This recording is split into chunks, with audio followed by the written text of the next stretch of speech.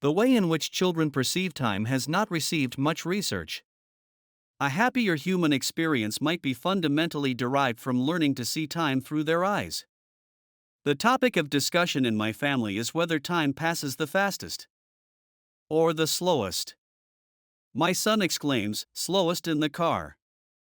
"Never," my daughter responds. "I'm too busy for time to go slow, but maybe on weekends when we are on the sofa watching movies." There is also considerable agreement that the days following Christmas and their birthdays pass slowly as they realize they will have to wait another 365 days to celebrate again. When they get older, the years appear to go by forever.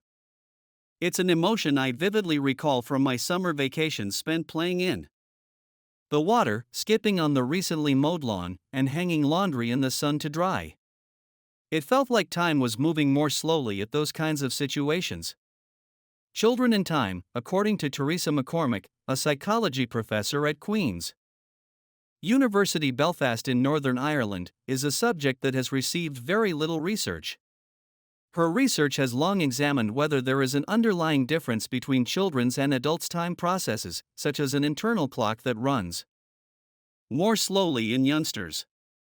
However, more questions than answers remain. It's strange that we don't still really know the answers to questions like when do children have a proper distinction between the past and the future, given that this seems to structure the entire way that we think about our lives as adults, says McCormick. She notes that although the exact moment at which children develop a sense of linear time is unknown, we do know that they appear to be responsive to regular occurrences like mealtimes and bedtimes from a reasonably early age. She emphasizes that this is not the same as experiencing linear time in an adult manner. Adults, in contrast to children, are able to think about times in the past that are independent of the dates on which events occur because they are familiar with the traditional calendar and clock systems. Semantics is also involved. It takes time for children to actually become completely competent users of temporal language. Using terms like before, after, tomorrow, and yesterday, explains McCormick. Read about how our perception of time and place is influenced by language. McCormick continues, when people are asked to make those time judgments also shapes our understanding of passages of time. Are you asking the question while events are happening or retrospectively? She provides a relatable example for many people. It feels like the time between my child's birth and their departure from home passed by quickly. However, a single day seems to linger an eternity when you're truly involved in the business of raising children. Research has shown that humans develop differently when it comes to interpreting the length and speed of time. For example, younger kids under the age of 6 seem to be able to understand how quickly a lesson goes in a classroom, but their assessment is more influenced by their emotional state than by how long it takes. Later on, as kids realize the connection between duration and pace, these two components come together. And there's the memory issue. A lot of study focuses on the relationship between how our brain stores memories and records events and how we perceive the passage of time. Zoltan Nadasdy, an associate professor of psychology at Budapest's Jewish Loránd University, has long been captivated by this topic. Nadasdy persuaded his fellow undergraduate students at the University of Budapest in 1987 to conduct a field research on how adults and children perceive time. For example, he was curious as to why time seems to pause after an accident. It was an easy experiment. 2. 1-minute videos were shown to groups of adults and children, and they were asked to rate the length of the longest and the shortest video. After more than 30 years, Nadasdy and his group made the decision to carry out the experiment once more. 3 age groups saw a relatively boring film of people rowing on a river and an action-packed cops and robbers clip. After watching both, they were asked to judge the time with hand gestures. The result remained the same. The youngsters, aged 4 to 5, perceived the exciting film as being longer than the dull one. It was the other way around for most adults. All 3 age groups showed a clear perception of time as flowing horizontally, which was determined by hand movements. According to Natasty, the experiment demonstrates how individuals make various estimates when they lack a sensory organ for time prediction. Our explicit sensory experience of the time is always indirect, which means that we need to reach for something that we think correlates with time, he explains. And these are referred to as heuristics in psychology. What then can children reach out to? The extent to which they can discuss it. Once kids start school, when they start learning about simultaneity and absolute time, that proxy usually starts to shift. It simply swaps out those heuristics for a different one. It doesn't give us the impression of time. You follow a timetable when you attend school. You have complete power over your day. When it comes to children's understanding of time, McCormick points out that there are two more aspects at play in addition to age. An individual's experience of time passages in daily life is not dependent on their emotional condition. One is that their control processes are not the same as adults, she says. They can be more impatient and find it more difficult to wait, she explains. It might possibly have something to do with how they pay attention. You appear to experience time moving more slowly the more attention you give it. The same is true for adults, according to research by John Weirden, an emeritus professor of psychology at the University of Kiel in the UK, and Sylvie Droit-Vallet, a psychology professor at the University Clermont-Auvergne in France. They found that an individual's perception of time passing in daily life varies based on their emotional state rather than their age. To put it simply, time goes by more quickly when you are happy. Time drags when you're depressed. One important illustration of this was observed during lockdown, when researchers discovered a slowing of time that was linked to higher levels of stress, less activities, and advanced age. You can also get the same effect by watching a movie. For example, viewing scary movies or staring at repulsive visuals can make time seem to drag on.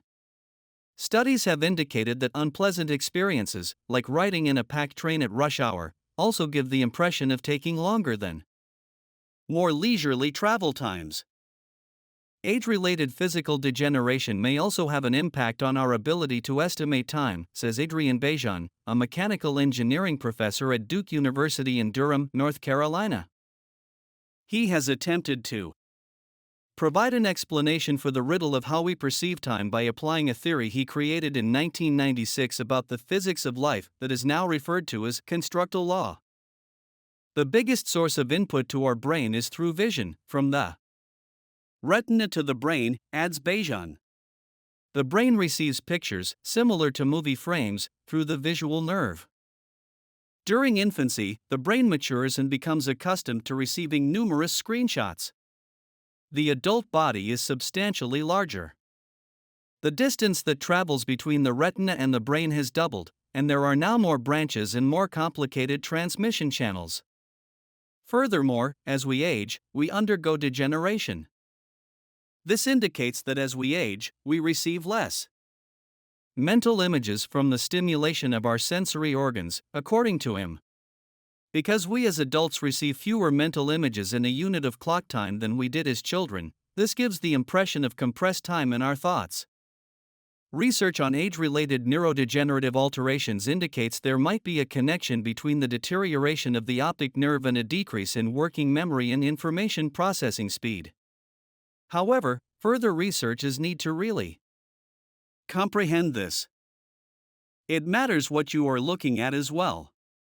The characteristics of what is being observed, such as the scene size, ease of recall, and clutter level, might affect how time is perceived.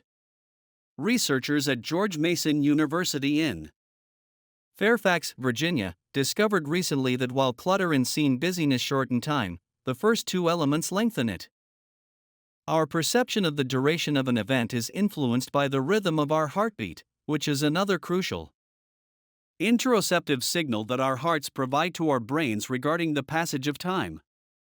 Our heart rate tends to drop with age, which may not be a coincidence if this is indeed a big factor in how we perceive time. As we age, our heart rate typically starts to gradually decrease after peaking in the months following birth. As we age, many of us experience another change in routine. It becomes less flexible and more rigid.